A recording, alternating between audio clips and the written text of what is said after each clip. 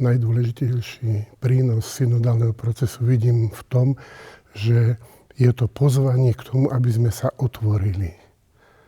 Aby sme v tej izolovanosti, uzavretosti, aby sme sa neposúvali len jeden vedľa druhého, ale aby sme sa spolu stretli, kráčali, ale zároveň sa aj počúvali a rozlišovali a otvárali. Tu bolo tak pekne povedané, že tie dvere už zostanú otvorené.